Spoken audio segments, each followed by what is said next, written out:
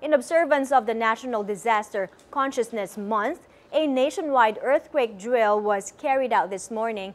Let's find out just how safe Metro Manila is from a major earthquake. We now have on the line Phivolcs Director Renato Solidum. Good afternoon, Director Solidum. Good afternoon. Thank you for taking our call, sir.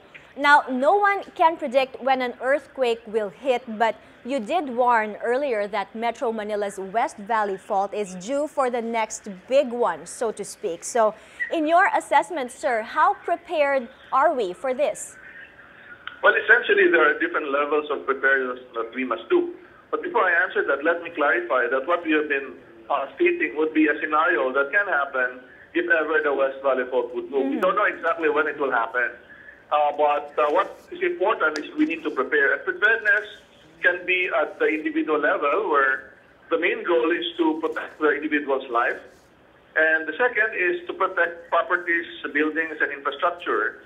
And essentially, if you look at houses, there are houses that can be destroyed by a magnitude 7.2 earthquake that can deliver an intensity 8 shaking. In that sense, there's a certain percentage of houses in Metro Manila, like 13%, that will be heavily damaged during a strong shaking.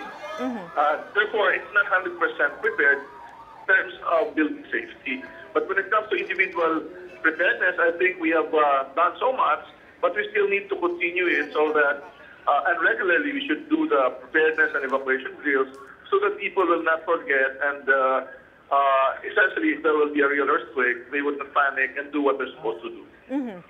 Okay, you were talking about the West Valley Fault. What areas will be greatly affected should it move? And what are the hazard zones? Which areas will possibly sustain the most damage should a major quake hit the metro? This is in case of a 7.2 magnitude quake, sir.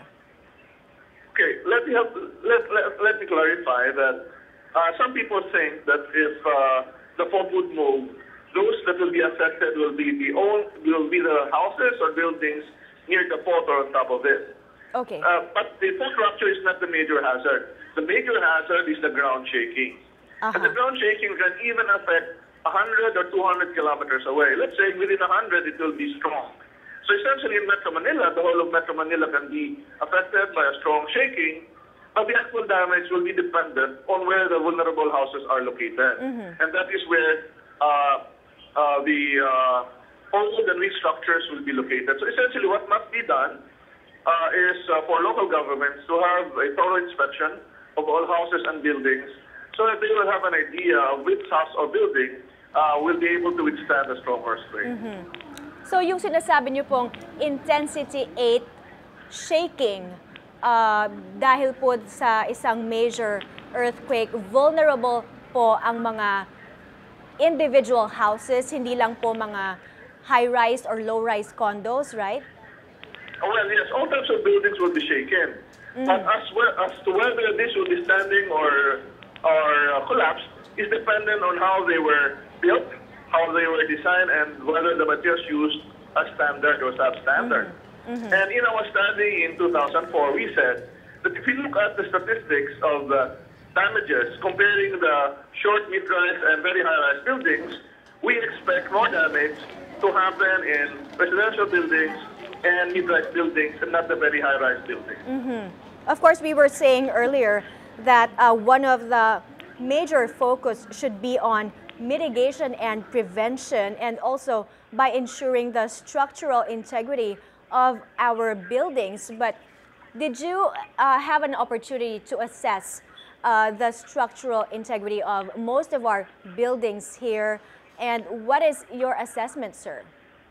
Well, in our study, we evaluated the responses of low-rise, mid-rise, and very high-rise buildings in general. And we estimated also the percentage of buildings that will be damaged per city and even per barangay. What we can say right now is that if you look at very high-rise buildings, these are really well engineered and using appropriate materials. However, there is earthquake science factor that comes in. If the earthquake is near short and tall buildings, since the short building is light, it will be shaken more by the earthquake, which would move very fast. And that means that for the West Valley fault scenario, the shorter buildings, the residential and mid-rise buildings, will be shaken more than the very high-rise buildings. It is important that all types of houses are built properly.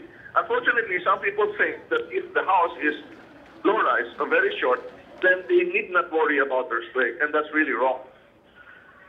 Okay. Director Solidum, let's talk about the other major fault line, the Philippine Fault.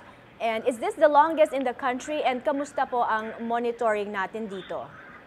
Well, the Philippine Fault is the longest fault in the country. The Trans-Manila started down to the Oriental. Yes. However, when it moves by segment, no?